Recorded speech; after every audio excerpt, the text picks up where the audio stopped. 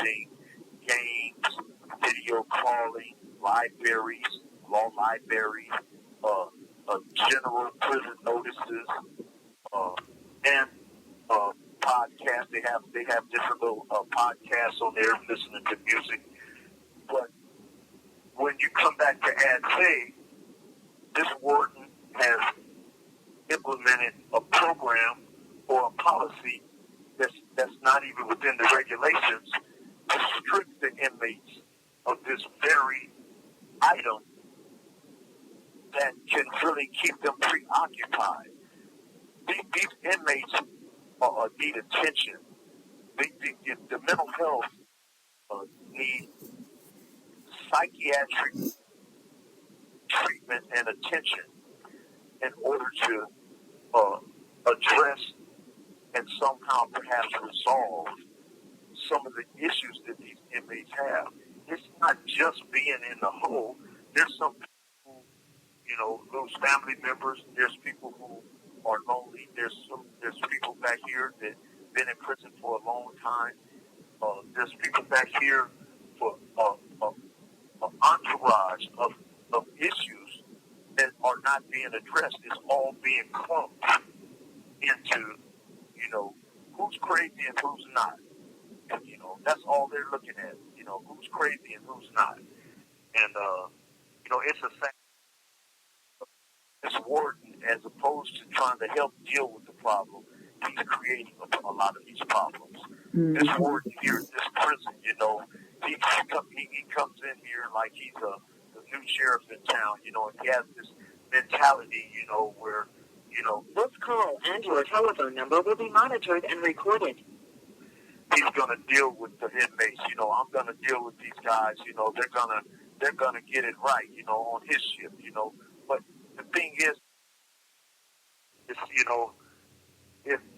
it lacks, professionalism. His whole position lacks professionalism. It seems to me that he lacks managerial skills because these officers back here are feeding inmates. They're not even full service cleared. That means that you haven't been through the medical process to be cleared to be handling food. He gets sick. Some of the staff come in from coughing. We don't know if it's COVID, the flu, or whatever. But then they come right in handling our foods. And then they pass these foods out to the inmates. And next thing you know, you got restricted housing full of sick inmates. Inmates don't get to go out nowhere to pick up no COVID. Right. So it's like, but we're infected. A lot of inmates are infected with COVID up in here, and all these things. So, a lot of the issues, like cold food, we're supposed to get 2 hot meals and a lunch. If the hot meals are cold by the time we get the trays because of the way they're feeding, then that have not done their job because their job is in the hands of correctional officers. Now, as just like I said, correctional officers are doing the jobs of food service. Correctional officers are doing the job of the mental health. They're not trained for that. They're trained to, try to defuse incidents back here and secure inmates' health and safety back here. But as far as, providing mental health services, they're not qualified to do that. But they're in a position to have to. So it's like they don't have enough staff back here because every time an incident, alarms go off 6-7 times a day, if not more. Mm-hmm.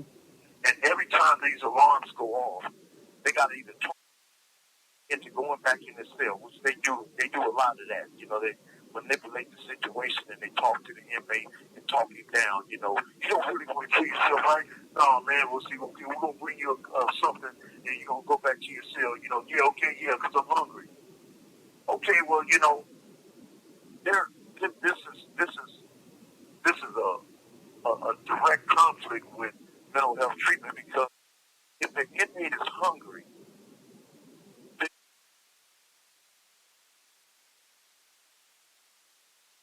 ever, if it makes him act out because he doesn't get anything to eat, then it becomes a mental health issue because his mental health is being triggered. Hunger pains. So there's a lot of things that needs addressing back here. A lot of health. There's a lot of health that is needed back here because mental health is very, very sorts of ideations, and the ways they go about trying to hurt themselves in these prisons back here in these cells. It's not a pretty sight. And I've seen many of them leave from out of these cells cut, swallow razor blades, have to go to the outside hospital to get treated. And, some just don't have a problem with it. It's almost like, they just have given up, Right. And, the very things that do bring a sense of comfort to the inmate while he's sitting in the cell is that tablet. And I put on the tablet because, when you have your family to talk to, Right. that's supposed to be a form of rehabilitation. You have some, love talk to about your problems that you don't talk about to staff, prison officials, or the mental health staff. People need family contact. They need to talk to society. The warden has cut off the electronic mailing, which is, really against the law, because the electronic mailing is not a privilege. Electronic mailing, U.S. postage, it's mailing services, and it's not supposed to be on. These free phone calls to facilitate family ties, they're cut off, and these inmates are left without forms of communication because they're unable, their family members, like I'm convening to you right now, what these staffs are doing here at this prison and what they're not doing to make matters better, and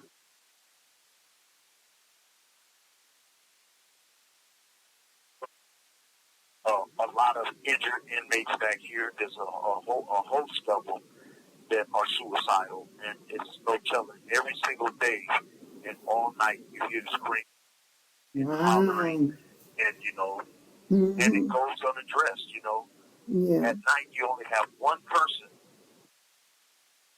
walking around at night, what they call pipe checks. Pipe checks they have this little device that they are doing because there's a mechanism that's on outside of each inmate's cell door. Guess what it described? Alive inside of the cell. And then every 15 or 20 minutes, they're supposed to check to make sure. So they make rounds and they go around and check constantly to make sure that inmates are alive in the cell.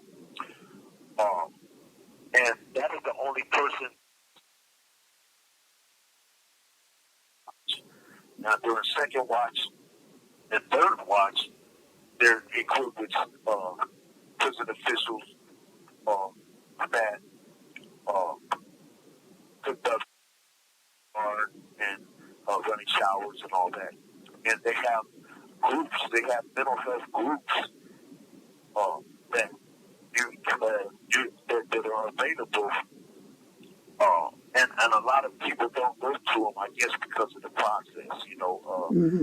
When you go to mental health, when you go to the services such as the groups, you have your legs have to be strapped together, strapped to. You're not even supposed to be strapped to any type of railings or devices or anything in prison no more. And they still strap inmates ankle to these little brackets on the to the bottom of their seat, and they have shackles on their ankles, and they have waist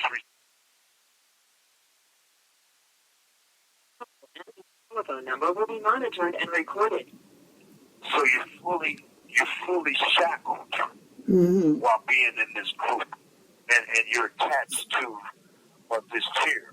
Now, I personally don't go to these because if there's an emergency, you're left. Right. You're pretty much left for dead because you can't get yourself to loose from that restraint that they have on you, and you're in a closed off. You have 60 seconds remaining. With a one mental health physician of correctional officers in there. They're outside jobs, but they're not really securing that area. But they're there upon an alarm going off or an incident occurring. Take another pause, and this may sound personal to me. It's very, very personal because it's an insult about what people are getting paid to do and what services are not being provided Right. under this mismanagement system. So we'll pause and we'll be right back.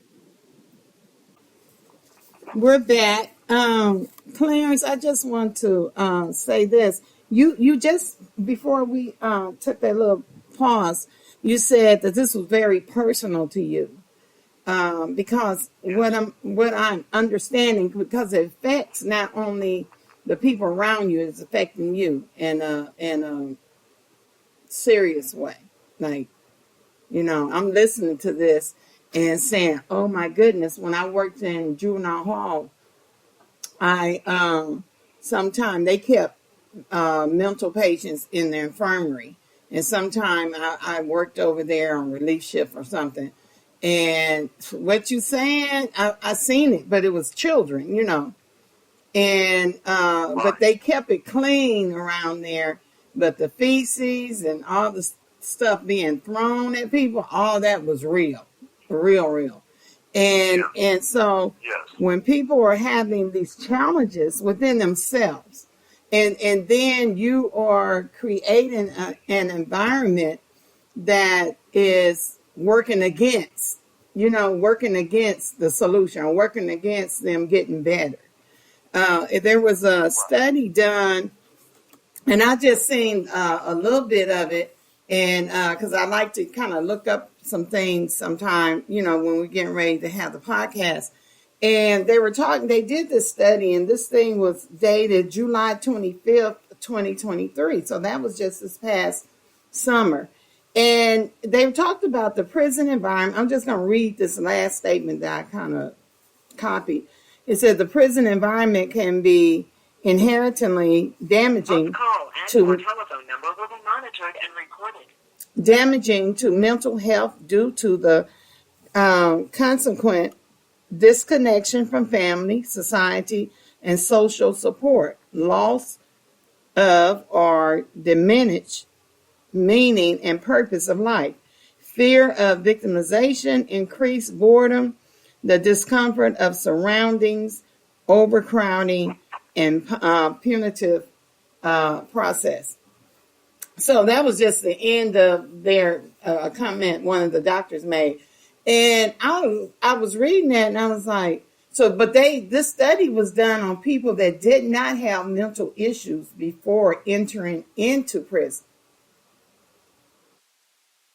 So, I'm not trying to change, get off track, but that just got my attention. And and you saying this is personal. So have you witnessed that where people were okay, they coming in because you've been there a long time. So you see people coming in, seem like they're okay, but after some time, their mental status changes. Yes. Well, there's a lot of issues being surrounded by mental health, and a lot of the inmates are unaware of them